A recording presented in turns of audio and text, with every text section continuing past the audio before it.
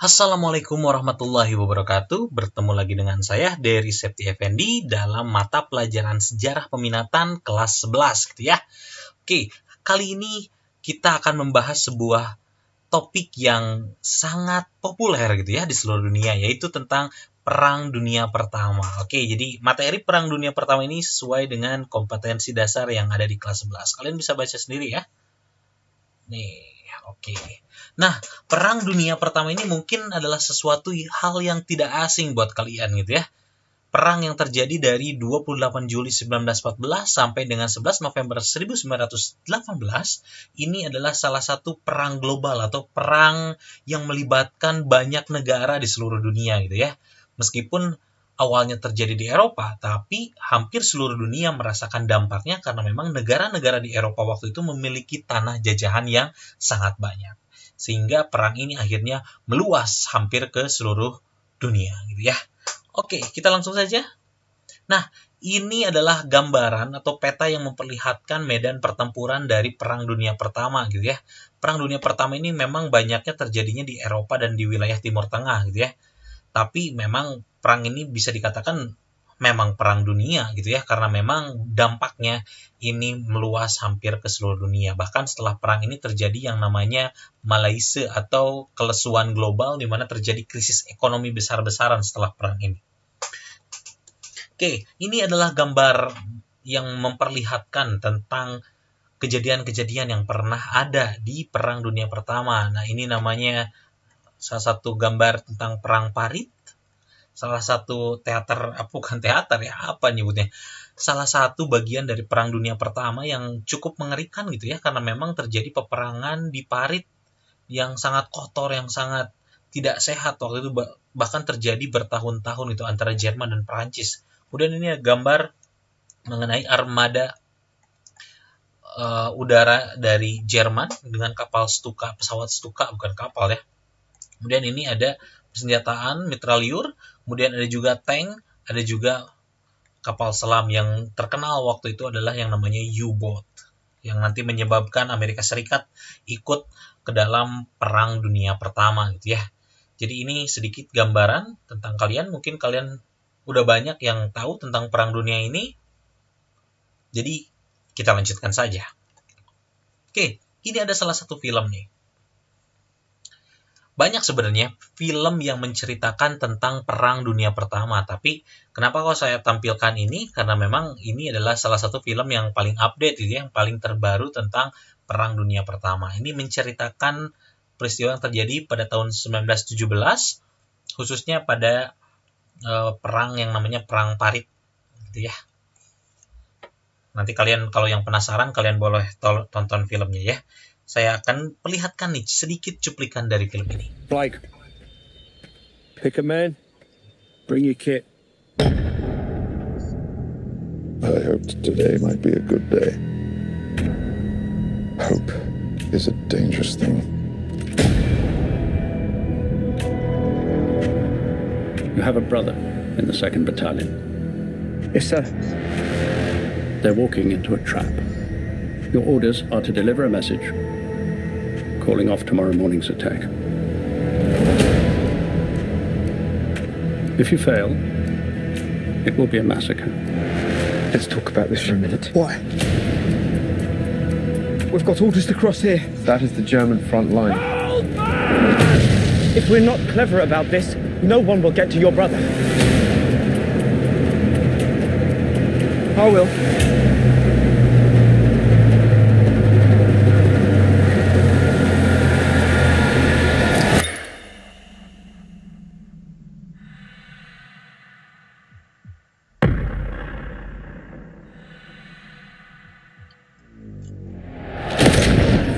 There is only one way this ends.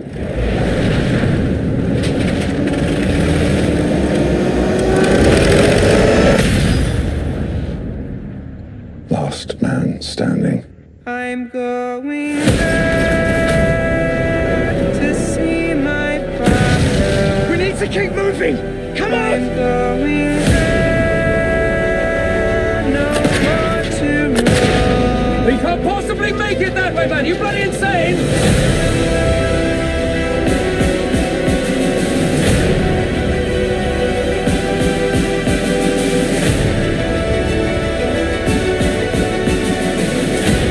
we don't get there in time, we will lose 1,600 men. Your brother among them. Good luck.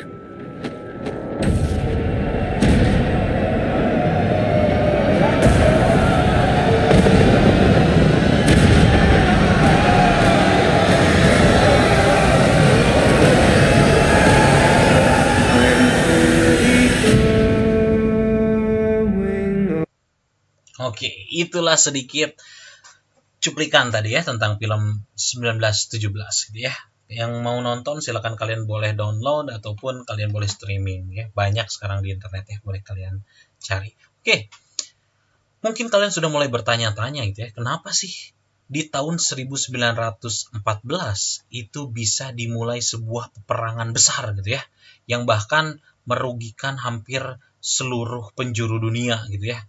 Pasti ada penyebabnya ya, nggak mungkin ada asap tanpa adanya api gitu ya. Makanya kita akan cari tahu sebenarnya apa sih penyebab dari perang dunia ini. Nanti kita akan bagi dua ya, ada sebab umum, ada yang namanya sebab khusus. Sebab umum itu adalah faktor-faktor nanti yang mendorongnya, kalau sebab khusus adalah pemicunya. Jadi sesuatu yang meledakannya gitu ya. Ibaratkan kalau di dalam sebuah bom itu, misalnya kayak gini nih, ini petasan nih atau bom gitu ya. Nah, penyebab umum tuh ininya, si mesiunya, si bahan-bahannya, bahan peledaknya di sini. Nah, sebab khususnya itu adalah yang membakar si sumbu ini. Mesiu ini tidak akan meledak, bom ini tidak akan meledak kalau si sumbunya nggak dibakar. Nah, yang membakar sumbunya ini apa? Nanti kita akan pelajari bareng-bareng, oke? Oke, secara garis besar sebenarnya sebab umum dari Perang Dunia Pertama ini kebagi jadi 3 faktor. Yang pertama ada faktor pertentangan antar negara, yang kedua adalah politik aliansi, yang ketiga adalah perdamaian bersenjata. Nah, mungkin kalian dari segi istilahnya mungkin kalian udah kebayang nih kira-kira apa sih gitu ya. Kita nanti akan lihat ternyata sebelum terjadinya Perang Dunia Pertama, banyak negara-negara di dunia, khususnya di Eropa, ini saling bertentangan satu sama lain. Selain karena kepentingan ekonomi, kepentingan politik pun nanti menyebabkan adanya pertentangan antar negara tersebut. Kita akan cari tahu nanti ya. Nah, kemudian ada juga yang namanya politik aliansi. Jadi mungkin kalau kalian yang nggak ngerti sebenarnya apa itu aliansi, itu mirip dengan ketika kita membuat sebuah organisasi. Sederhananya itu kita geng-gengan. Kita bikin geng di mana kita kan pasti membela kepentingan dari geng kita gitu ya. Kalau salah satu anggota geng kita nanti terkena misalnya dijailin nama orang, pasti kita semuanya ikut marah gitu ya. Nah, di Eropa waktu itu berkembang yang namanya politik aliansi atau politik mencari kawan. Nanti kita akan cari tahu apa saja sih yang ada di sana politik aliansinya.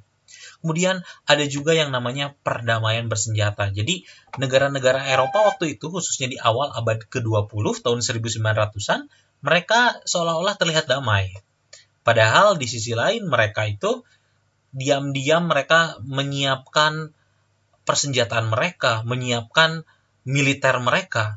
Karena mereka yakin suatu saat nanti pasti akan ada sebuah peperangan besar gitu ya. Setelah terakhir kali di Eropa ada peperangan yang namanya Perang Napoleon gitu ya, di mana Prancis dikeroyok sama semua negara yang memiliki sistem monarki gitu ya.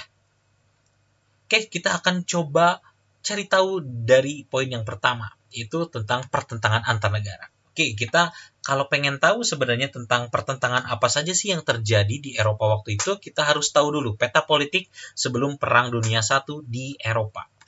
Nah, ini adalah peta Eropa pada tahun 1914 gitu ya. Nah, di Eropa negaranya tidak sebanyak sekarang gitu ya. Kalau sekarang mungkin negaranya lebih dari 45, di zaman itu tidak lebih dari 21 negara gitu ya, karena memang banyak negara-negara yang belum merdeka dan masih dikuasai oleh kerajaan ataupun negara-negara besar. Nah, di Eropa waktu itu hanya ada beberapa negara saja. Nah, tapi di antara mereka semua adalah negara-negara besar yang punya pengaruh di seluruh dunia karena memang negara Eropa terkenal punya tanah jajahan di mana-mana.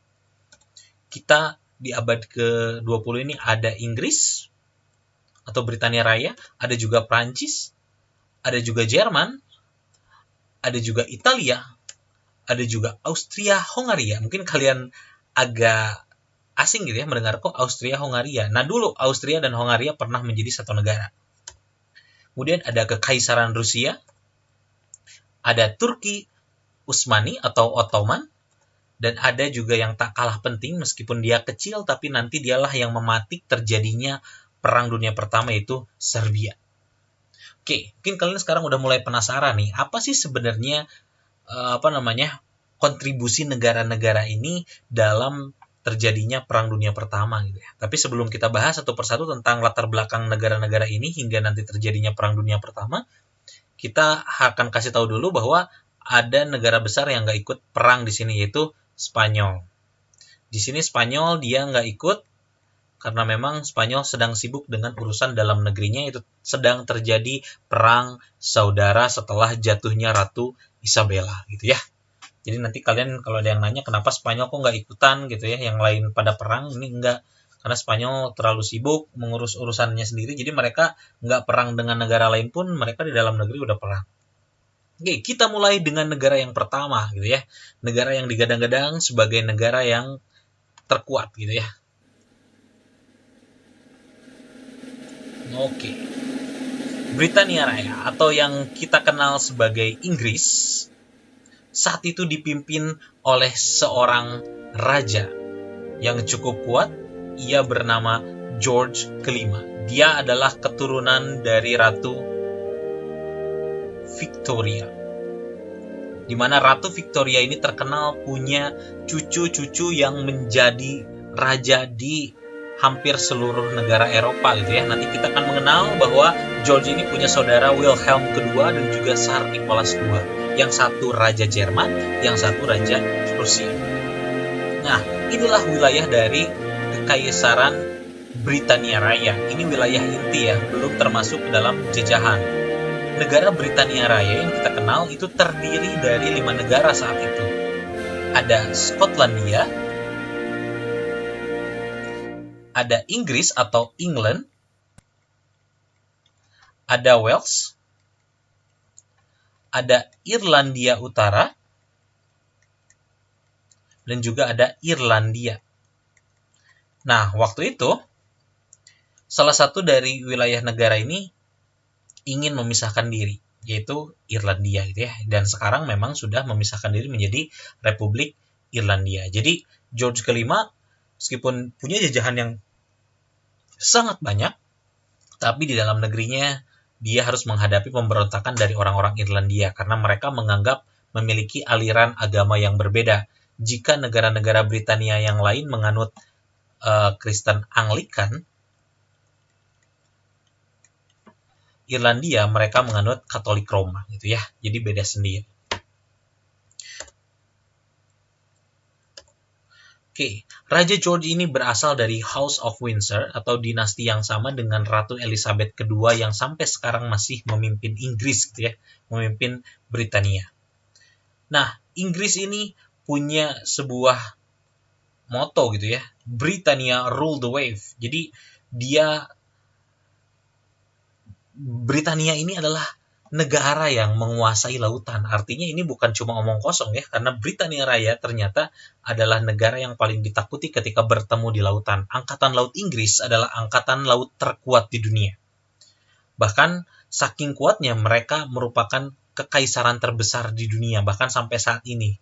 Yang mampu menandingi dari kebesaran dari Britania Raya ini cuma kerajaan Mongol gitu ya. Tapi Mongol itu tidak lama, kalau Britania Raya dia sampai sekarang kekuasaannya masih tetap banyak. Nah, saking luasnya dari kekuasaan Britania Raya atau Inggris ini, bahkan sampai ada sebutan di mana matahari ini tidak pernah tenggelam di langit Britania. Karena kenapa?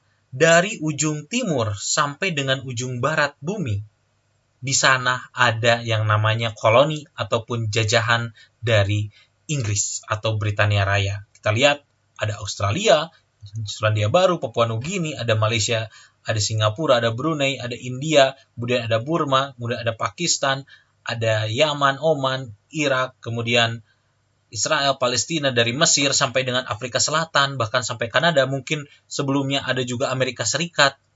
Itu adalah jajahan dari Inggris. Dan Inggris adalah salah satu kerajaan yang mampu mempertahankan kekuasaannya di dalam waktu yang lama gitu ya. Makanya Inggris merupakan salah satu negara yang selalu punya kepentingan di seluruh dunia, karena wilayah Inggris itu dari timur sampai ke barat semuanya ada. Makanya matahari tidak pernah tenggelam di langit Britania. Oke, kita akan lanjut ke negara berikutnya. Oke, ada yang namanya Prancis.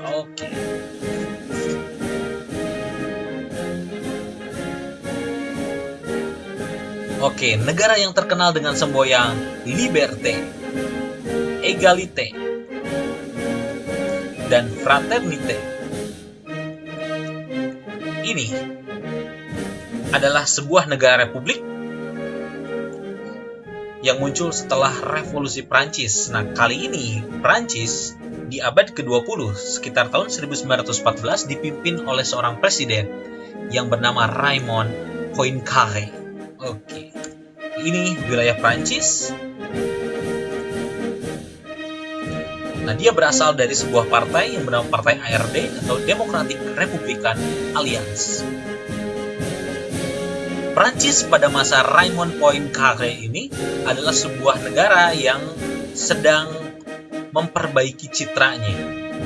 Karena citra Prancis ini sangat buruk, terutama setelah kalah dari Jerman di perang tahun 1870 ya. Makanya di Prancis mereka sedang menggaungkan sebuah revenge idea atau politik atau ide untuk balas dendam terhadap Prancis. Makanya di Eropa ini sangat terancam dengan ide balas dendamnya Prancis terhadap Jerman ini. Jadi negara-negara di Eropa pada waktu itu waspada dengan kemungkinan terjadinya perang antara Prancis dengan Jerman. Nah, Prancis sama dengan Inggris. Negara ini pun merupakan salah satu negara yang punya jajahan yang cukup banyak. Ini negara Prancisnya di sini di Eropa, jajahan mereka ini kebanyakan ada di wilayah Afrika. Mungkin kalian yang suka bola pasti bisa tahu ya, negara Prancis ini kalau di sepak bola, pemain bolanya itu kebanyakan orang-orang keturunan Afrika, karena memang nanti orang-orang dari wilayah negara jajahan ini pada dibawa ke Prancis gitu ya. Jajahan Prancis itu ada di barat Afrika, di tengah Afrika, ada juga di Indochina, sekarang di Vietnam, Laos, dan Kamboja. Dulu pernah menguasai India tapi diambil oleh Inggris, kemudian Madagaskar, kemudian sebagian wilayah Amerika Serikat dan juga Kanada yang kemudian diambil alih oleh Inggris. Ya, inilah wilayah imperium dari Prancis. Kita akan lihat. Negara berikutnya adalah Jerman. Oke, Jerman yang kalian kenal mungkin Jerman yang berbeda dari Jerman yang kita bahas kali ini. Dari bendera itu juga berbeda, bahkan dari sistem pemerintahannya pun berbeda. Jerman yang ada di sini masih dipimpin oleh seorang raja yang bernama Wilhelm II, yang ternyata dia adalah sepupu dari Raja George V. Dia sama-sama merupakan cucu dari Ratu Victoria. Jadi Inggris dan Jerman sebenarnya rajanya punya hubungan darah. Nah, inilah wilayah Jerman, lebih luas dari Jerman yang kita ketahui sekarang. Dia berasal dari dinasti Hohenzollern. Dinasti yang berasal dari sebuah kerajaan yang bernama Prusia, atau yang kita kenal sekarang adalah Borussia. Bukan Rusia ya. Jadi Jerman di tahun 1914 ini adalah Jerman yang baru berdiri setelah mengalahkan Prancis. Jadi sebelumnya Jerman ini adalah negara yang terpecah-pecah, bahkan sampai 40 negara. Nah, pada masa Wilhelm II ini dikenal sebuah politik yang sangat menakutkan, namanya Weltpolitik, yaitu politik untuk menaklukkan dunia. Jika sebelumnya Jerman bermain aman dengan mengambil posisi damai terhadap setiap negara, ketika dipimpin oleh Wilhelm II, mereka mengambil inisiatif dan mereka pun mulai mencari tanah jajahan dan berkuasa di seluruh dunia. Nah, Jerman yang dikenal di tahun 1914 ini adalah Jerman yang sebenarnya dibangun oleh seorang kanselir atau perdana menteri yang bernama Otto von Bismarck. Dia berasal dari sebuah kekaisaran namanya Kekaisaran Prusia. Nah, ini Prusia. Prusia inilah yang nanti berhasil menyatukan negara-negara Jerman yang terpecah belah ini menjadi satu negara yang bersatu, yaitu negara Jerman. Nah, jadi pada tahun 1871, Jerman ini baru terbentuk dan mereka rasa percaya dirinya itu mulai menjadi tinggi setelah mereka berhasil menaklukkan Prancis, gitu ya. Nah, inilah wilayah atau tanah jajahan dari Jerman. Jerman ini agak telat untuk mengumpulkan tanah jajahan, mereka baru mencari tanah jajahan sekitar tahun 1884 atau pada saat dipimpin oleh Wilhelm II. Ada Kamerun, ada Tanzania, ada Namibia, kemudian ada Togo, kemudian ada Papua Nugini, dan ada beberapa pulau-pulau kecil di wilayah Pasifik dan juga di wilayah Afrika. Ya, ini negara Jermannya. Oke, itulah keadaan dari negara Jerman. Kita akan lihat apa yang terjadi di negara Italia.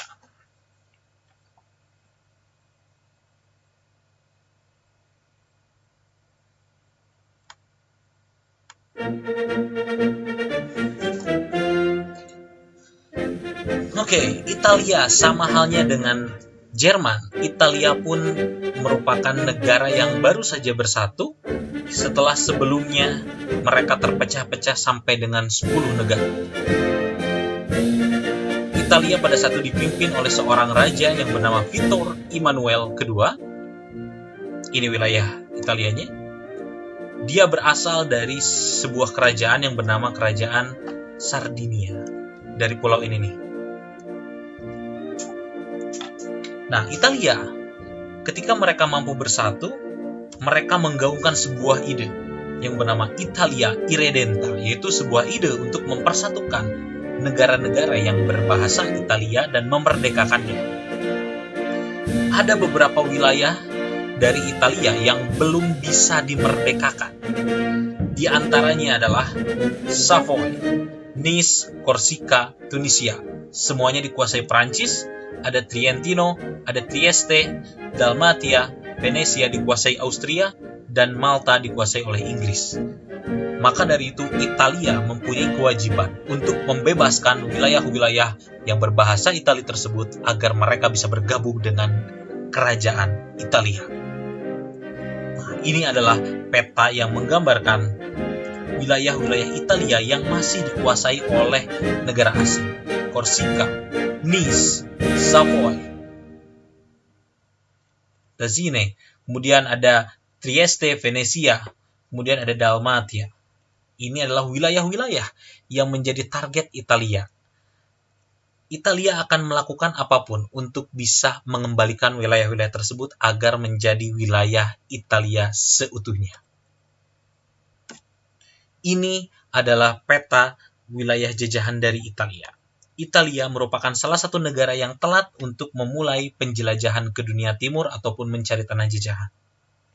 Wilayah kekuasaan Italia adalah di negara Libya, di Eritrea, Ethiopia, dan juga Somalia. Tanah jajahan Italia tidak terlalu banyak dan juga nanti tanah jajahannya juga tidak lama dikuasai oleh Italia karena Italia nanti kalah juga gitu ya. Oke, kita akan lihat keadaan dari negara lain. Kita akan lihat di negara Austria-Hungaria.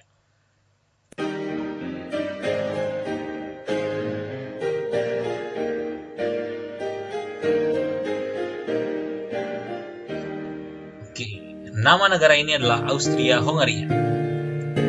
saat itu dipimpin oleh seorang raja bernama Franz Joseph pertama. Wilayah Austria-Hungaria ini meliputi banyak sekali wilayah-wilayah yang berbeda bahasa, berbeda bangsa, dan juga berbeda agama.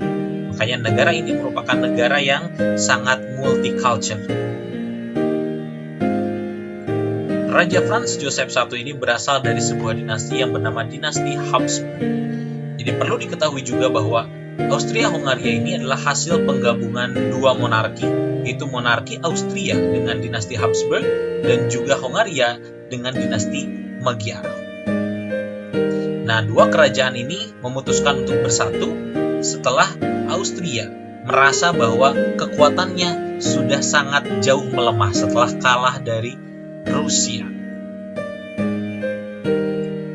Semboyan yang terkenal dari negara ini adalah indivisibiliter ac inseparabiliter. Jadi maksudnya Austria-Hungaria tidak mungkin bisa dihancurkan dan tidak mungkin bisa dipecah belah.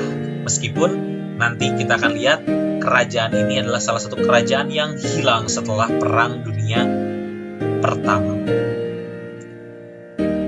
Nah, inilah wilayah yang dikuasai oleh kerajaan Austria-Hungaria. Sekarang terdiri dari Cekoslovakia, ada Polandia, Ukraina, Romania, Hungaria, Austria, Slovenia, Kroasia, Bosnia. Ya. Inilah wilayah-wilayah dari Kekaisaran Austria. Kita akan lihat dan kita coba cek kerajaan yang berikutnya atau negara yang berikutnya. Di ujung timur ada Kekaisaran Rusia. Oke. Saat itu dipimpin oleh seorang Tsar yang bernama Tsar Nicholas II yang juga merupakan cucu dari Ratu Victoria. Dia juga saudara dari George V dan juga saudara dari Wilhelm II. Wilayah negara Rusia ini adalah yang terluas di dunia, ya, wilayah negaranya ya, bukan tanah jajahannya. Jadi jika Inggris tanah jajahannya terluas, Rusia wilayahnya yang sangat luas. Kekaisaran Rusia ini dikuasai kurang lebih selama 300 tahun oleh sebuah dinasti yang bernama dinasti Romanov. Politik yang terkenal di Rusia tahun 1914 saat itu adalah politika temploi vodi atau politik air hangat. Jadi perlu diketahui bahwa meskipun luas wilayah dari Rusia ini sangat luar biasa, bahkan dulu sempat Rusia itu punya wilayah sampai ke Alaska di benua Amerika nih. Tapi nanti dijual seharga $6 juta kepada Amerika Serikat. Seluruh wilayah dari Rusia ini tidak ada satupun yang bertahan dan mempunyai pelabuhan yang tidak membeku ketika musim dingin tiba. Makanya Rusia sering disebut sebagai negara tirai besi, negara yang tidak punya jendela, dan juga negara yang tidak punya pelabuhan. Karena seluruh pelabuhan di Rusia semuanya membeku ketika musim dingin, karena mayoritas wilayah dari Rusia ada di wilayah kutub utara. Makanya mereka punya sebuah rencana untuk bisa menguasai lautan-lautan yang tidak membeku di saat musim dingin tiba. Serangan mereka arahkan ke Laut Mediterania. Serangan mereka juga arahkan ke Samudra Pasifik. Serangan pun mereka arahkan ke arah Samudra Hindia.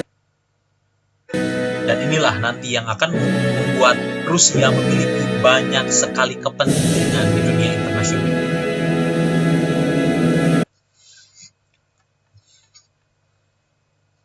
Selanjutnya kita akan melihat negara Asia yang berkuasa juga di Eropa, yaitu Turki Utsmani.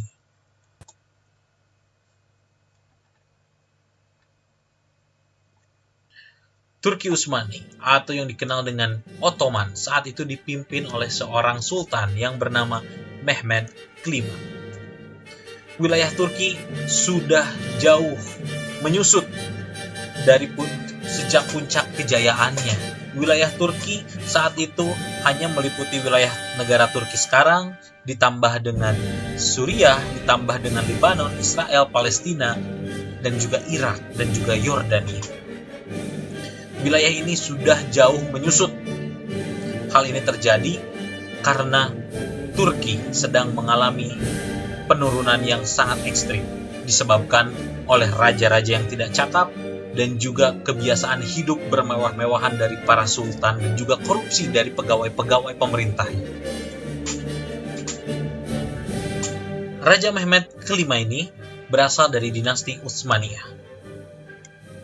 Turki bukanlah sebuah negara kuat pada saat itu, bahkan dijuluki sebagai sick man of the Europe, karena memang Turki saat itu adalah salah satu negara yang sangat lemah. Bahkan ketika terjadi peperangan pun pasti kekalahan akan melingkupi Turki Utsmani. Dan ini sangat mengancam keberadaan dari bangsa Turki sendiri, yang kemungkinan besar kerajaannya sedang diambang kehancuran. Ini adalah wilayah Turki pada masa puncak kejayaannya. Turki menguasai wilayah di 3 benua, di Eropa, di Afrika, dan juga di Asia. Bahkan menguasai 2 kota suci, yaitu Yerusalem dan juga Makkah dan Madinah. 3 ya berarti ya. Dan ini membuat Turki merupakan salah satu negara yang paling penting, karena mereka pun menguasai jalur dari terusan Suez yang menghubungkan antara Laut Mediterania dengan Laut Merah yang membawa jalur ke benua Asia. Sehingga Turki merupakan negara yang paling strategis di Eropa saat itu.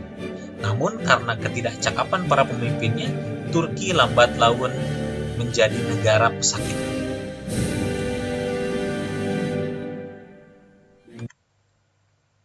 Oke, kita akan lihat negara terakhir yang nanti akan terlibat dalam Perang Dunia ke-1 ini, yaitu Kekaisaran Serbia, yaitu negara yang sebenarnya baru merdeka setelah mereka berhasil menang melawan Turki di Perang Balkan pertama. Perdana Menterinya adalah Nikola Pasic. Dia berasal dari Partai Sprska Radikalna Stranka. Nah, Serbia ini setelah merdeka dari Turki, mereka tidak puas, tapi mereka punya ide yang lebih besar. Setelah mereka merdeka, mereka ingin mewujudkan sesuatu yang bernama Pan-Slavisme atau Pan-Serbia Raya atau negara seluruh bangsa Slav. Nah, Serbia menginginkan adanya sebuah negara bersatu di Balkan yang merupakan negara berbahasa Slav. Rusia merupakan negara bangsa Slav terbesar yang ada di Eropa pada saat itu. Dan Serbia berniat ingin membuat negara Slav di selatan yang bernama Yugoslavia. Tapi masalah banyak sekali wilayah yang ingin dimerdekakan ini ternyata masih dikuasai oleh Austria-Hungaria, sehingga nanti Serbia banyak berkonflik dengan Austria-Hungaria. Dan Serbia berharap bantuan dari negara Slav lain, yaitu Rusia.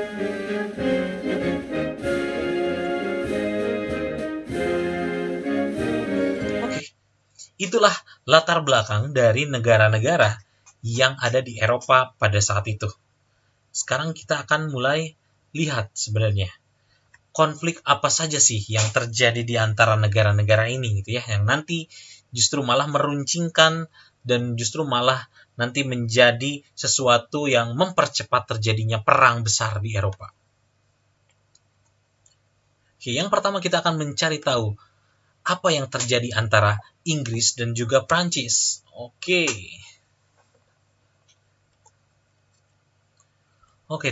Inggris dan Prancis ini diketahui sudah sangat lama menjadi musuh. Inggris dan Prancis sudah jadi musuh terutama sejak Prancis jatuh ke tangan Napoleon, di mana Inggris waktu itu takut dengan adanya revolusi yang menggulingkan monarki di seluruh Eropa. Semenjak saat itu, Prancis dan Inggris terlibat permusuhan yang sangat panjang. Namun, permusuhan yang akan kita bahas, pertentangan yang akan kita bahas adalah pertentangan modern, yaitu ketika Inggris merasa tersaingi di Afrika Inggris memiliki ide yang bernama Cape Town to Cairo. Nanti kita akan lihat petanya ya. Sedangkan Perancis waktu itu memiliki sebuah ide yang namanya Senegal to Djibouti. Selain itu juga dua negara ini berkonflik masalah jajahan di Amerika. Kita akan lihat nanti apa sih sebenarnya konfliknya. Inggris dan juga Perancis ini pernah terlibat dalam perang 7 tahun di benua Amerika pada tahun 1756 dan 1763. Yang diakibatkan oleh adanya pelanggaran perbatasan koloni yang dilakukan oleh Inggris. Nah, ini gambarannya. Jadi, kalau kalian sudah tahu tentang revolusi Amerika, ternyata Amerika Serikat dulunya itu pernah dijajah oleh Inggris dan juga Prancis gitu ya. Nah, ini Amerika Serikat yang dimerdekakan itu sebenarnya yang ini. Nah, perang 7 tahun itu diawali dengan adanya pelanggaran perbatasan dari koloni Inggris ke koloni Prancis. Jadi koloni Prancis itu ada di wilayah tengah Amerika Serikat yang sekarang dikenal dengan New Orleans atau di Louisiana gitu ya, sampai dengan Kanada. Nah, perang ini nanti mengakibatkan banyak sekali wilayah Prancis yang hilang ya, termasuk jajahannya Prancis di Amerika tuh nanti diambil alih oleh Inggris. Sehingga nanti Prancis makin menaruh ketidaksukaan terhadap Inggris. Sehingga nanti pas Amerika Serikat mau merdeka, Prancis ngebantuin kan. Yang berikutnya, konflik yang terjadi antara Inggris dan juga Prancis itu terjadi di masalah Fashoda, yaitu di masalah Afrika. Jadi Inggris dan Prancis ini merupakan saingan berat di benua Afrika untuk mengumpulkan tanah jajahan. Jadi yang warnanya ini nih, yang warna apa sih ini, hijau ya, itu adalah tanah jajahannya Prancis. Dan Prancis memiliki keinginan, mereka ini ingin menyatukan tanah jajahannya dari mulai Senegal di sini sampai dengan Djibouti di sini. Wilayah dari jajahan Prancis ini sebenarnya bisa disatukan, asal wilayah ini ditaklukkan. Wilayah ini pun ditaklukkan. Nah, waktu itu kebetulan wilayah Sudan yang ini nih, ini dikuasai oleh Inggris. Nah, terjadilah sebuah pertempuran di wilayah kota Fashoda, di wilayah negara Sudan. Dan yang memenangkannya adalah Inggris, sehingga Inggris bisa meneruskan misinya untuk menguasai Cape Town. Cape Town itu ada di Afrika Selatan, Cape Town to Cairo. Cairo ada di sini. Sehingga Inggris nanti akan menyatukan tanah jajahannya di Afrika, dari mulai Afrika Selatan sampai ke Mesir. Nanti terhalang sama Jerman ya, tapi Jerman kan nanti bakal kalah juga. Oke, kita hapus dulu. Nah, konflik antara Inggris dan juga Prancis akhirnya ini diakhiri pada tahun 1904 ketika ditandatangani sebuah perkumpulan yang namanya Entente Cordiale. Entente Cordiale ini adalah sebuah perjanjian di antara Inggris di mana jika nanti salah satu di antara mereka berdua ini terlibat konflik dengan negara lain, maka pihak Inggris ataupun Prancis nanti akan membantu dari sahabatnya gitu ya. Terutama Prancis waktu itu sedang mewaspadai yang namanya Jerman, karena Jerman waktu itu sudah mulai berteman dengan Austria dan juga dengan Italia. Prancis dan Inggris ini berteman gara-gara sama-sama punya musuh Jerman waktu itu, karena Inggris pun merasa tersaingi dari perkembangan industrinya gitu ya. Nah, kemudian pada tahun 1907, Inggris dan Prancis semakin memperkuat persatuan mereka dengan dibuatnya Triple Entente, di mana Entente Cordiale ini kemudian bertambah satu anggota lagi, yaitu Rusia. Sehingga nanti Triple Entente ini mereka mulai bisa melakukan yang namanya mengisolir Jerman. Ini Rusia di sini, Prancis di sini, ini Inggris di sini, Jerman ada di tengah-tengah. Jadi kalau misalnya Jerman berani-berani menyerang Prancis, mereka pasti dikepung dari utara dan juga dari timur. Gitu ya. Oke, yang berikutnya, konflik antara Jerman dan juga Prancis. Apa sih yang pernah terjadi di antara kedua negara ini?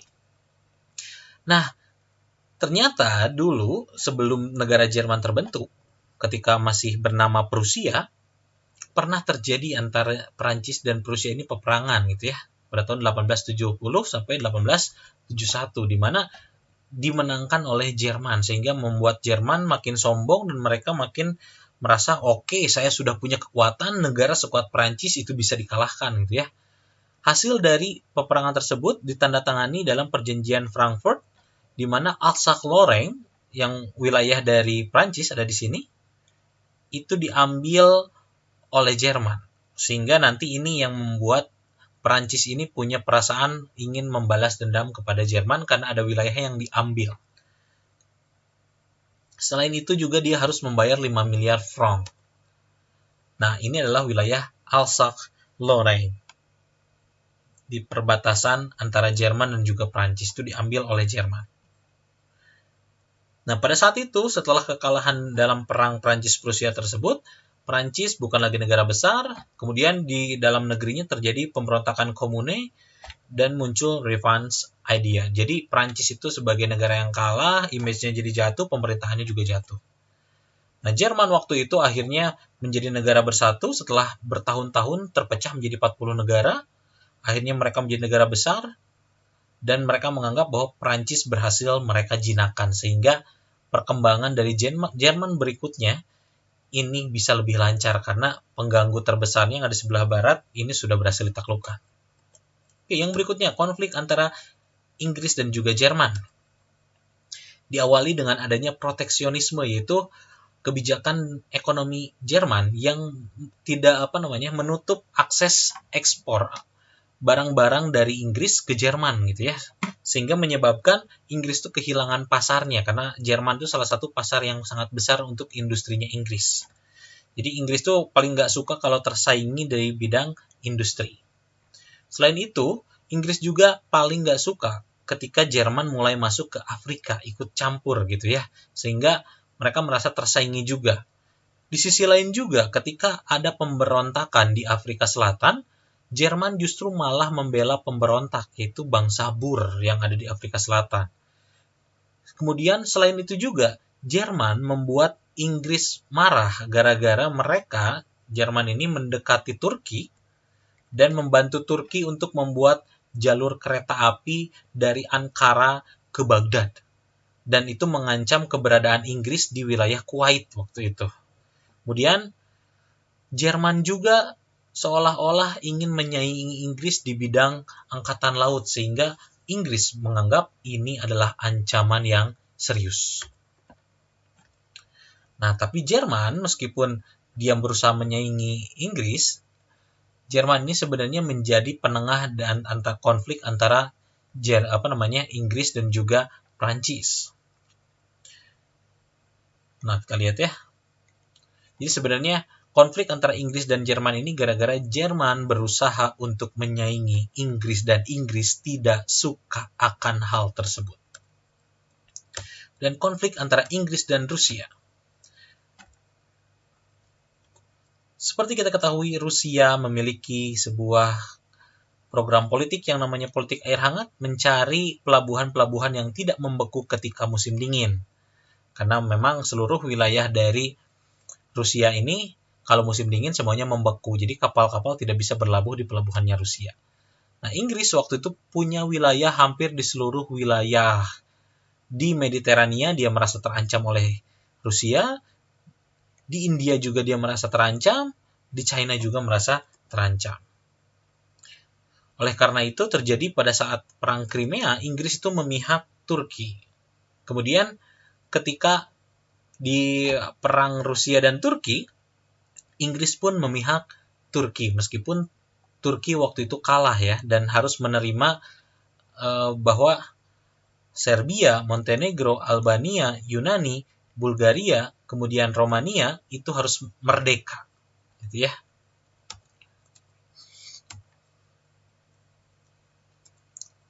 Nah, sekarang Jerman dengan Austria, konflik apa yang pernah terjadi?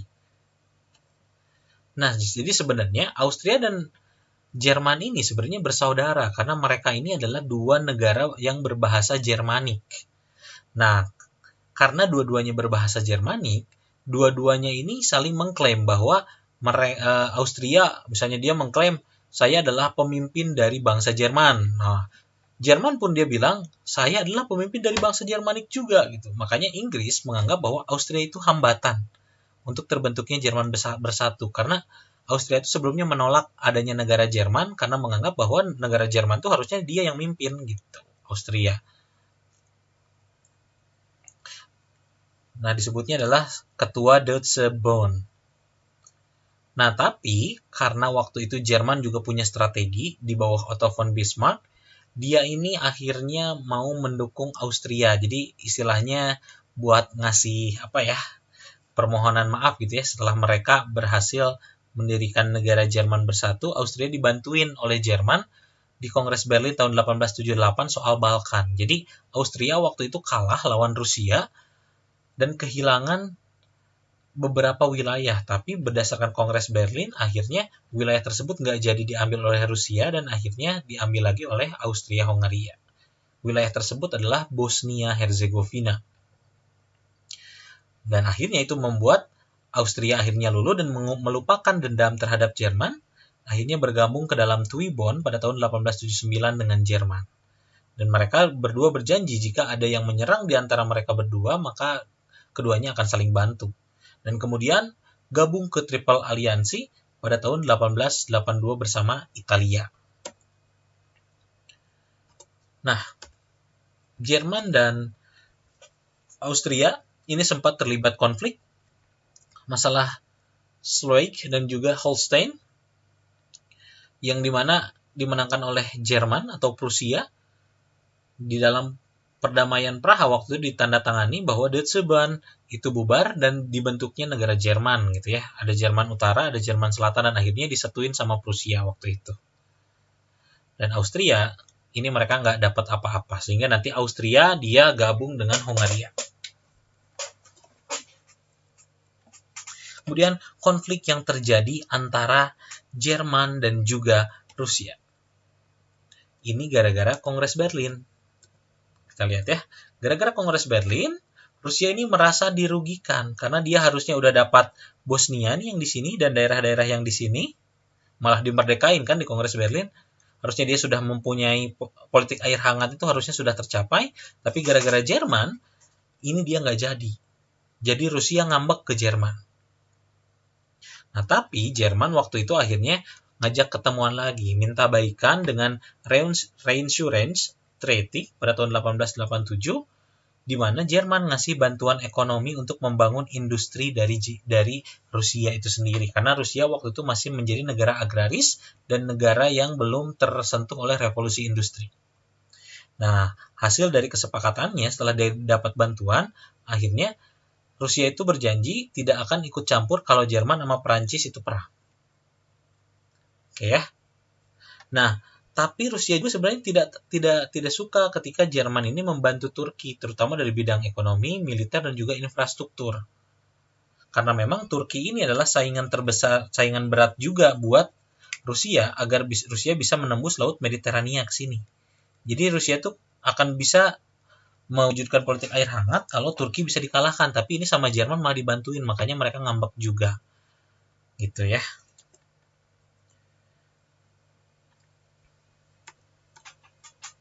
Nah, yang berikutnya, permusuhan antara Prancis dan juga Italia. Permusuhannya tidak terlalu kental ya, karena Prancis memang tidak terlalu menganggap Italia sebagai suatu ancaman, tapi karena mereka secara geografis sangat dekat, maka Prancis pun patut waspada. Nah, masalah dari Italia sebenarnya adalah mereka ingin mewujudkan Italia Irredenta, di mana ada beberapa wilayah Italia yang dikuasai oleh Prancis, yaitu Nice, Savoy, dan Tunisia.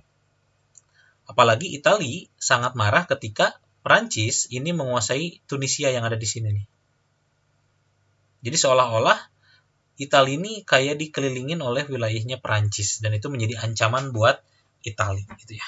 Sehingga nanti Italia nyari teman yang berlawanan dengan Prancis. Dan konflik antara Rusia dengan Turki. Seperti kita ketahui, Rusia pengen politik air hangat, Turki ingin mempertahankan kekuasaan di sekitar Laut Hitam dan juga Mediterania. Tapi karena Turkinya udah lemah, makanya Turki ini terombang-ambing ya, dan menjadi sasaran empuk. Di perang Crimea, Turki kalah. Di perang Rusia-Turki, Turki pun kalah.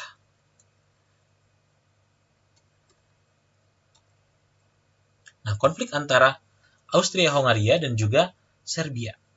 Nah, waktu itu, seperti diketahui, Austria-Hongaria ini menginginkan seluruh wilayah Balkan ini dikuasai oleh Austria-Hongaria. Tapi waktu itu masih ada Montenegro, masih ada Serbia, Albania, Bulgaria, dan juga Romania yang belum bisa ditaklukkan gitu ya. Karena memang nanti ada Rusia di sini yang siap mengambil alih. Nah, waktu itu ada satu negara yang ngeyel, ngegangguin terus Austria, karena banyak wilayah yang ingin diwujudkan oleh Serbia ini dikuasai oleh Austria. Makanya Austria waktu itu ngambil keputusan untuk memberlakukan hambatan tarif. Jadi kalau misalnya pedagang-pedagang dari Serbia itu kalau mau masukin barangnya ke Austria harganya jadi mahal. Terus Austria pun memprovokasi dengan membangun rel kereta api dari sini, nanti kita lihat ya biar agak jelas. Bangun rel kereta api dari sini sampai ke Laut Aegea. Dan ini menurut Serbia merupakan salah satu upaya untuk mengisolasi Serbia. Ini Serbia di sini, supaya Serbia nanti nggak bisa mengakses ke Laut Aegea. Gitu, dan ini nanti jadi konflik juga. Nah, motivasinya Serbia itu kan pengen panslavisme, dan juga mereka ternyata karena saking bencinya sama Austria, banyak organisasi-organisasi teroris ataupun yang anti-Austria itu berkumpulnya di Serbia. Dan nanti kita akan lihat di penyebab khusus dari Perang Dunia Pertama ternyata munculnya dari Serbia juga. Nah, ternyata kita lihat konflik antara Italia dengan Turki, ada nggak sih sebenarnya? Oke, ada ternyata. Turki waktu itu dalam keadaan lemah menghadapi Perang Balkan, jadi lagi perang di sini nih, untuk mempertahankan. Jadi ini dulu tuh wilayahnya Turki. Tapi pas Perang Balkan, Turkinya kalah, akhirnya mereka semua negara-negara ini merdeka. Nah, waktu itu Italia mengincar Libya, salah satu jajahannya Turki juga yang ada di Afrika, ini untuk direbut. Sehingga waktu itu terjadi perang Tripoli antara Turki dan juga Italia. Yang bisa ditebak lah ya, pemenangnya adalah Italia. Sehingga Italia nanti menjajah Libya lewat perjanjian Lausanne. Nah, konflik antara Italia dan juga Austria ini terjadi gara-gara Italia Irredenta juga ya. Ada wilayah-wilayah Italia yang dikuasai oleh Austria, seperti Tirol, Trieste, Venesia, dan juga wilayah Dalmatia. Nah, waktu itu Austria pun nggak suka lihat Italia, karena mereka nggak mau punya tetangga yang kuat. Makanya ketika Italia bersatu, mereka tuh waspada. Oke, ini ancaman besar nih ketika bangsa-bangsa Italia bersatu. Karena mereka takut ada yang menyaingi di Laut Adriatik. Laut Adriatik itu yang ini. Mereka nggak mau punya tetangga yang gede juga gitu ya. Makanya Austria ini nggak suka sebenarnya sama Italia. Nah, pada saat perang antara Austria dengan Jerman atau Prusia, ternyata Italia itu ngebantuin Jerman. Karena apa? Dijanjiin sama Jerman bahwa Venesia akan diberikan kepada mereka. Dan akhirnya memang Venesia jadi wilayahnya Italia. Gitu ya. Jadi udah saling sikut nih, udah saling tusuk dari awal. Dan kita nanti belum kegambar kan gimana kubu-kubuannya yang ada di Perang Dunia Pertama. Oke. Itu sekilas mengenai pertentangan-pertentangan yang terjadi di antara negara-negara Eropa. Dan kita akan balik lagi. Nah, kalau tadi kita sudah melihat tentang pertentangan apa saja sih yang terjadi antar negara di Eropa waktu itu, kita akan lihat juga apa sih itu politik aliansi. Oke, jadi perlu kita ketahui, sekitar tahun 1881 dan 1882 dibentuklah sebuah aliansi antara Jerman, Austria-Hongaria, dan juga Italia. Nah, Triple Aliansi ini adalah suatu perkumpulan di mana jika di antara mereka ada yang diserang oleh negara lain, maka negara-negara yang ada di dalam anggota Triple Aliansi itu akan membantunya. Nah, melihat adanya Triple Aliansi, akhirnya dibentuklah yang namanya Triple Entente sekitar tahun 1907. antara Inggris atau Britania Raya, Prancis, dan juga Kekaisaran Rusia. Perjanjiannya juga sama. Nah, tapi nanti kita akan lihat ya pada perjalanannya ternyata Triple Alliance ini nggak solid. Karena Italia kan dia setia dengan cita-cita Italia Irredentanya kan. Karena Austria pun masih menyimpan ada satu wilayah Italia yang masih dikuasai gitu ya, Dalmatia gitu atau Dalmatia. Sehingga di dalam politik kan yang abadi itu kan cuma kepentingan ya, tidak ada kawan yang abadi. Yang abadi itulah kepentingan. Akhirnya Italia nanti menyeberang ke sini. Nah, nanti kita akan bahas lebih lanjut tentang ini itu di video yang berikutnya.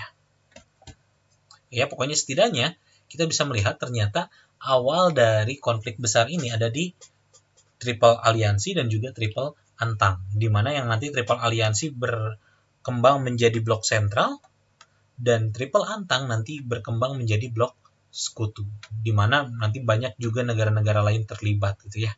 Kalau di blok sentral nanti nambah Turki dan Bulgaria.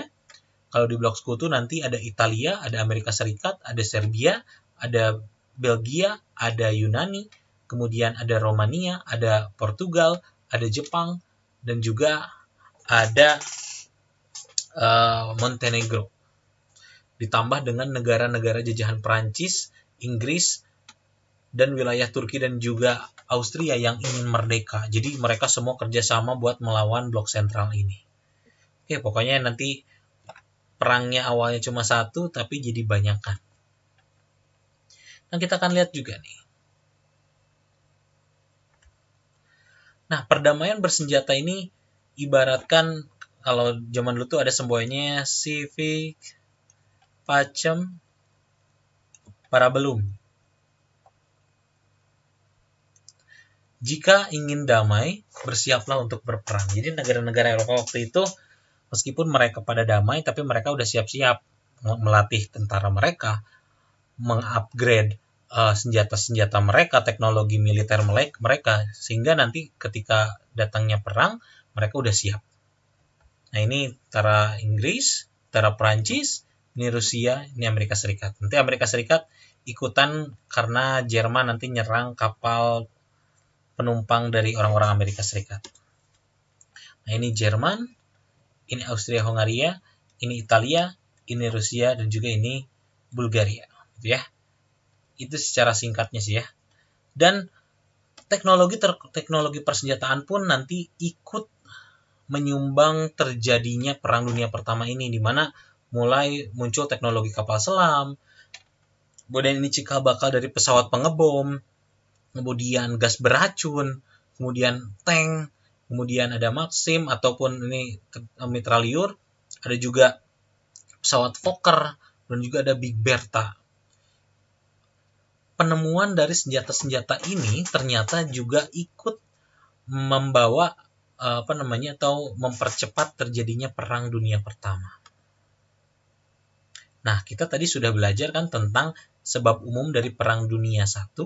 Sekarang kita akan cari tahu sebab khusus yang meledakkan Perang Dunia I itu apa sih sebenarnya. Oke, jadi setelah terjadinya yang namanya aliansi-aliansi tersebut, nih yang Triple Alliance itu Jerman, Austria, Italia nanti dia meskipun ikut Triple Alliance tapi dia jadi netral ya, karena dia juga nggak suka sama Austria. Nanti ini blok sentral ada Bulgaria dan juga Ottoman atau Utsmani. Di blok sekutu ada Inggris, ada Prancis, Italia nanti dan juga Rusia. Nah, jadi peta politik dari Eropa ini mulai terlihat seperti ini. Jadi nanti ketika ada salah satu pihak yang misalnya diserang, semuanya ikut perang. Jadi ibaratkannya kalau ada satu anggota geng yang diserang, nanti geng yang lain tuh anggotanya dia nyerang juga yang si penyerang itu gitu, dan akhirnya terjadilah kekacauan di Eropa dan bahkan melebar sampai ke seluruh dunia. Nah, kalau kita gambarin tuh kayak gini ya. Nah, bahan ledaknya tuh pertentangan antar negara, politik aliansi, perdamaian bersenjatanya. Nah, ini tuh alat ledak sumber ledakannya. Tapi yang mematik ledakannya adalah terbunuhnya seorang pangeran bernama Franz Ferdinand. Nah, pertanyaannya kenapa sih gara-gara seorang pangeran aja yang tewas gitu ya, kok bisa menyebabkan perang hampir di seluruh dunia gitu ya. Kita akan lihat. Nah, seperti kita ketahui, Austria-Hongaria itu, jadi perlu kita ketahui ya, jadi perang dunia pertama ini munculnya awalnya di wilayahnya Austria-Hongaria. Karena memang dari awal Austria-Hongaria ini sudah tidak stabil negaranya. Selain karena pemimpinnya juga tidak terlalu kuat, militernya juga tidak terlalu kuat, Austria-Hongaria ini diisi oleh beragam etnis, bangsa, dan juga agama. Jadi susah banget untuk mempersatukan mereka semua ke dalam satu pemerintahan yang kuat gitu ya. Nah, orang-orang Austrianya itu cuma daerah sini nih yang warnanya merah. Nih, ada yang merah itu orang Austria itu mereka adalah bangsa yang berbahasa Jermani, ada yang berbahasa Hungaria, berbahasa Ceko, berbahasa Slovak, ada Polandia, ada Ukraina, Slovenia, Kroasia, Romania, dan juga Italia. Nah, hal tersebut, perbedaan-perbedaan etnis, bahasa, dan juga agama, ini menyebabkan persatuan itu sangat sulit didapat di sini. Terutama di wilayah-wilayah yang berbahasa Kroasia dan juga Serbia nih yang di sini nih. Ini susah banget. Karena kenapa? Karena di sini Kekaisaran Serbia terus memprovokasi dan mengajak wilayah Bosnia dan juga Kroasia ini untuk bergabung membentuk Yugoslavia atau negara Slav Selatan. Nah, hal ini dipandang oleh Austria sebagai ancaman separatisme. Jadi ibaratkannya kalau di Indonesia tuh ada OPM, OPM-nya tuh dibantuin sama Australia misalnya kayak gitu. Kita jadi ngambek sama Australia. Nah, waktu itu Austria-Hongaria ini paling nggak suka sama Serbia.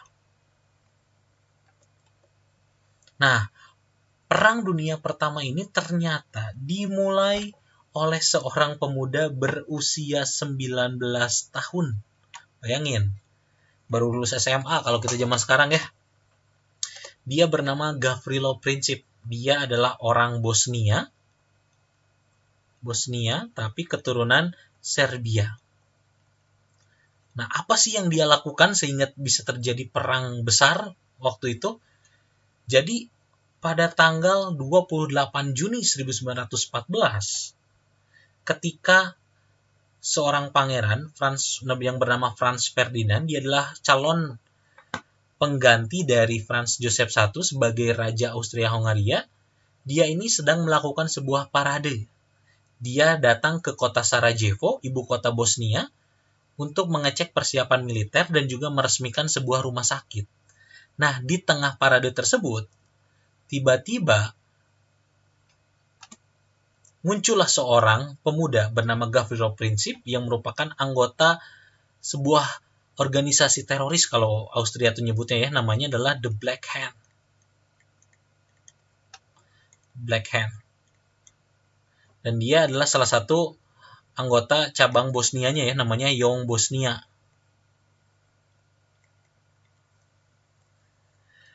Nah, dia ini punya motivasi bahwa Bosnia itu sebenarnya bukan wilayah Austria-Hongaria dan kami ingin merdeka gitu ya.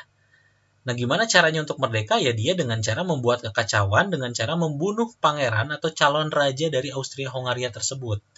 Nah, tindakan dari Gavrilo Princip ini didukung oleh Serbia ternyata.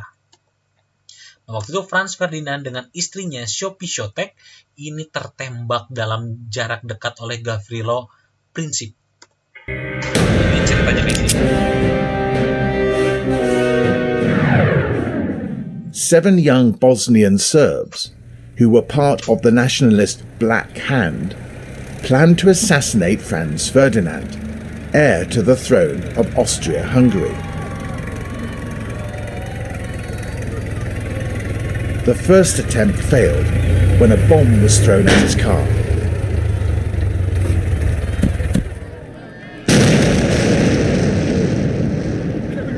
He missed, and the conspirator was arrested.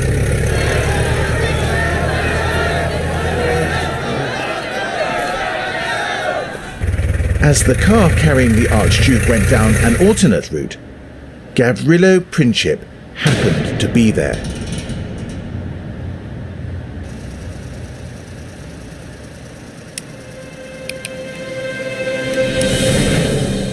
He shot and killed both Franz Ferdinand and his wife Sophie. This caused a crisis where Austria declared war on Serbia, and in response, Russia declared war on Austria. Other nations, obliged by their alliances, joined in, bringing the outbreak of the First World War. Get your copy of... Oke, jadi kalau kita lihat dari video barusan, kita bisa paham nih. Jadi waktu itu, kronologis dari terbunuhnya Franz Ferdinand itu adalah seperti digambarkan dalam peta ini ya. Jadi yang warna ungu tuh, ini adalah peta jalur perjalanan dari Franz Ferdinand. Jadi dari balai kota, dia tuh rencananya mau mengecek sebuah rumah sakit gitu ya. Dia mau pergi, dan ternyata di sepanjang jalur perjalanan tuh udah kumpul anak-anak Black Hand atau mereka para nasionalis Serbia yang ingin membunuh Pangeran Franz Ferdinand. Ada 7 orang pemuda tuh, yang namanya ada Grabez, ada Kabrinovic, ada Kubrilovic, ada Mehmed Basic, ada Ilic, ada Popovic, dan juga yang terakhir adalah Gavrilo Princip. Mereka disimpan di posisi masing-masing, ada di sini, ada di sini, ada di sini, ada di sini, di sini, di sini, di sini. Nah, waktu itu sebenarnya di sini udah ada upaya pertama nih, yang tadi dilempar oleh granat, tapi granatnya ternyata meleset 10 detik dan malah meledak di mobil yang bagian belakang. Tapi setelah kejadian tersebut, Franz Ferdinand ini marah. Apakah ini, katanya, sambutan kalian untuk seorang pangeran gitu kan, kalian menyambut dengan sebuah bom gitu kan. Dia ngambek. Setelah itu akhirnya pasukan pengawal dari Franz Ferdinand ini mencoba melanjutkan perjalanan. Sebenarnya jalur yang akan digunakan pertama itu adalah jalur lurus di Apple Quay ini. Jadi lurus jalurnya awalnya. Dan kalau misalnya memang jalur lurus, ini anggota Black Hand semua ngumpul di sini nih. Jadi kalau yang ini lewat, ini masih ada. Jadi sebenarnya kematian tuh udah ada di depan mata dari Franz Ferdinand sendiri. Tapi waktu itu ada rencana bahwa perjalanan ini akan dirubah untuk mengecoh supaya tidak terjadi lagi hal-hal yang tidak diinginkan gitu ya. Awalnya si supirnya itu salah, dia nggak tahu kalau jalannya mau dipindahin ke jalan yang jalur hijau. Dia malah ambil ke kanan. Nah di kanan ini akhirnya dia dikasih tahu, jangan lewat sini, karena kita akan menggunakan jalur alternatif, nyebrang jembatan ke sini. Nah, waktu itu dia akhirnya berusaha buat putar balik. Pas putar balik ternyata si mobilnya ini nggak nyala lagi mesinnya. Mesinnya mati, dan di sini ketika mesin mati, Gavrilo Princip yang dia sudah hopeless gitu ya, dia udah melihat wah dia jalannya belok kok nggak lurus kayak gini. Ternyata dia memanfaatkan kesempatan tersebut untuk menembak langsung Sophie Chotek dan juga Franz Ferdinand. Nah, waktu itu setelah menembak, Gavrilo Princip ini mencoba bunuh diri. Dia minum sianida terus lompat ke danau, ke sungai yang ada di sini. Ini tuh sungai ya. Tapi ternyata dia nggak mati dan dia akhirnya ditangkap oleh kepolisian Austria-Hongaria. Nah, setelah kejadian ini, ramailah ke seluruh dunia bahwa seorang pangeran dari Austria-Hongaria, calon raja, itu tewas, dibunuh di sebuah tempat yang menjadi daerah sengketa gitu ya, di Bosnia, karena Bosnia ini terkenal pengen merdeka dari dulu gitu ya. Nah, ini adalah judul-judul berita yang menjadi headline waktu itu. Jadi di seluruh dunia ramai nih, ada pembunuhan tersebut. Nah, akhirnya Austria ini menyelidiki, ternyata ini kemungkinan besar ini bukan aksi biasa, tapi ini adalah aksi yang terstruktur karena memang sepanjang perjalanan ini ada orang-orang yang selalu mengintimidasi, ada yang lempar bom, lempar granat, ada yang nembak gitu kan. Akhirnya Austria ini menuduh bahwa semua ini ada Serbia di baliknya gitu. Karena memang dari awal Serbia ini memelihara organisasi-organisasi yang anti Austria. Akhirnya muncullah sebulan kemudian setelah kematiannya Franz Ferdinand, muncul ultimatum 23 Juli yang dikenal dengan krisis Juli ya. Jadi selama bulan Juli ini keadaan mencekam karena Austria sudah mulai menuduh bukan orang-orangnya lagi, tapi kepada sebuah negara, yaitu Serbia. dan akhirnya mengirimkan ultimatum yang isinya Serbia harus membersihkan organisasi teroris, melarang propaganda anti-Austria, memecat seluruh pejabat, dan mengizinkan Austria ikut campur dalam investigasi. Nah, ultimatum ini harus dijawab dalam waktu 48 jam. Dan ternyata Serbia sebenarnya menjawab ultimatum ini. Tapi mereka tidak mampu menyetujui poin yang ini. Yang Serbia harus mengizinkan Austria ikut campur dalam investigasi. Menurut Serbia, sebuah negara di luar Serbia ini tidak boleh ikut campur dalam urusan hukum dan politik yang ada di Serbia. Sehingga Serbia tidak bisa menerima itu. Akhirnya, Austria setelah meminta saran dari Jerman, Wilhelm II, akhirnya Austria ini memutuskan untuk menyerang Serbia. Karena kelihatannya ini Serbia nggak kooperatif gitu ya. Karena Serbia kelihatannya mereka sengaja. Nah, muncullah propaganda-propaganda seperti ini yang mengatakan bahwa Serbia harus dihancurkan gitu kan. Karena mereka lah yang dari dulu mengganggu kita. Nah, akhirnya Austria menyatakan perang terhadap Serbia pada tanggal 28 Juli 1914. Nah, semenjak inilah nanti ketika Austria-Hongaria ini menyatakan perang terhadap Serbia, awalnya disangka perang ini akan beres dalam waktu 1 minggu atau 2 minggu. Tapi setelah itu ternyata Rusia malah bergabung ke dalam perang karena mau membela negara yang sama-sama bangsa Slav, yaitu Serbia. Dan dari sinilah nanti konflik meluas hingga Jerman bergabung, Perancis bergabung, Inggris bergabung, dan semuanya bergabung sehingga menjadi Perang Dunia Pertama. Oke, materi kita untuk hari ini sampai sini dulu karena kita membahas tentang latar belakangnya. Minggu depan kita akan bahas tentang jalannya Perang Dunia Pertama. Oke, ada tugas buat kalian ya. Tugasnya adalah kalian bikin infografis mengenai latar belakang terjadinya Perang Dunia Pertama. Jadi kalian kan tadi sudah mendengarkan materi yang sangat panjang banget tentang Perang Dunia Pertama. Kalian bikin infografis. Kalau kalian yang nggak tahu infografis itu kayak gimana, kayak gini nih contohnya. Ya. Nah, ketentuannya infografisnya itu dibuatnya boleh tulisan tangan, kalian bikin di HVS, ataupun bikin secara digital pakai aplikasi di Canva, Corel, atau yang lainnya ya, bebas pokoknya sebisa kalian. Dibuatnya perorangan, kreativitas sangat saya hargai di sini. Deadline-nya ini 1 minggu. Dikumpulinnya nanti di Google Classroom kelas kalian masing-masing. Oke, kalau semuanya sudah mengerti, terima kasih sudah mendengarkan materi kita hari ini tentang latar belakang terjadinya Perang Dunia Kedua yang ternyata sebab khususnya disebabkan oleh tewasnya seorang pangeran bernama Franz Ferdinand.